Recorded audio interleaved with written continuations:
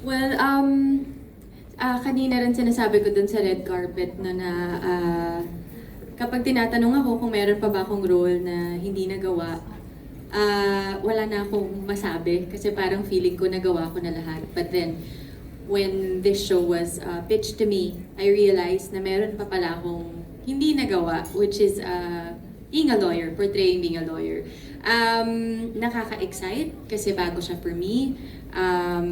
And also, it's my reunion project with Je and with most of them. But also, it's my first time working with Direk Pijoy, but sa mga hindi po nakakaalam, Direk FM was my director in Marinela when I was 7, 8.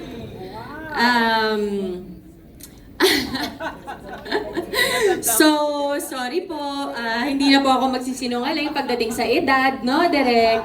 Hindi po, kasi yung mga nagmarka sa akin na mga shows, which was Marinela, when I was a very young girl, and then Lobo, when I was 18, which was a very mature role na for me. And now at 35, I get to work with him again. So, I said yes to the show because of the fact din na makaka-collaborate ko siya ulit. At syempre, marami nang nagbago sa amin. Nagbago na ako bilang tao, siya rin.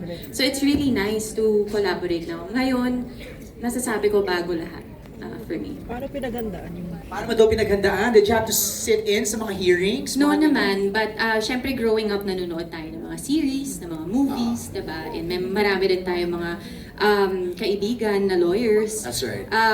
But it's actually very challenging kasi may mga terminologies, diba? And syempre, parang matter of fact, di mo sasabihin yung linya mo, hindi ka masyadong hindi ka tentative o kaya hindi ka parang mag-iisip bago mo sabihin yung statement. So meron siyang rhythm.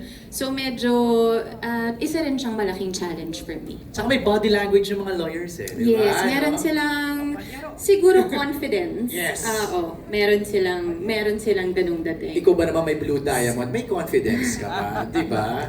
Kung magsuot ng diamond ngayon sa media conference eh, di ba? Thank you, Shaina! Medyo ako yung last na pumasok sa grupong ito. So, parang may character enters on the 3rd week pa. So, parang sila, mga nakailang taping days na ba kayo? Madami na. Ako pangatlo pa lang. But then, it's a very juicy entrance because it's a very complicated character.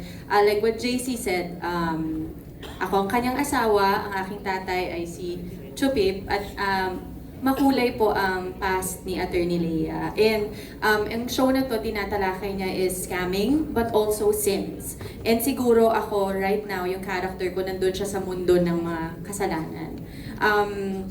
So lahat naman po tayo, nagkamali na sa buhay, hindi ho ba? But yeah, siguro dun sa character ko,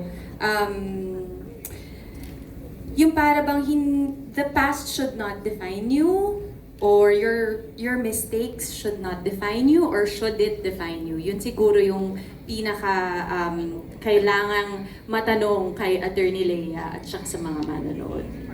Alright, thank Ako sa kanya after her stint in Europe, dun sa mga pelikula niya. Kasi yung depth nung pag-deliver niya, sa totoo lang dito, yung mga katrabaho namin, pag gumagawa kami ng eksena, nag-aaway-away kasi dapat nasa trailer yan.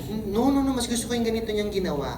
Kasi as a lawyer, I think she also fancies the fact na first time kong gagawin to. So, she's delivering fabulously. So, nag-aaway-away kasi may mga turns siya na intelligent yung character. So, may katarayan pagka hindi niya gusto yung kalaban niyang attorney when she drops her lines. And sabi nga nung isa niyang attorney na character, yung tiniplay ni Nico Antonio, sabi niya, nung nagkikwentuhan sila ni Gerald, grabe ka babaeng tao, pero talagang nalalaglag ako sa kinauupuan ko sa talino niya.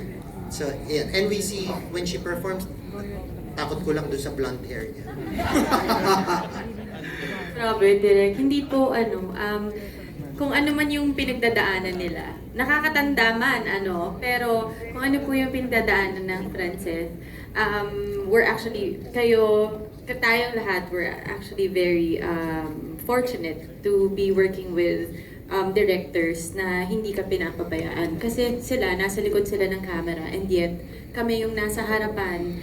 So, kahit anong kakulangan, pagkakamali, hindi naman sila ang mapapansin, hindi ba? So, kung ano man po yung magic na nakikita ninyo on screen, it's actually because of the people who are working with us behind the scenes. Hindi yan dahil lang sa amin or dahil sa kung ano yung kakayanan namin. It's actually a teamwork talaga. So we are very fortunate to be with people who are very helpful and very generous.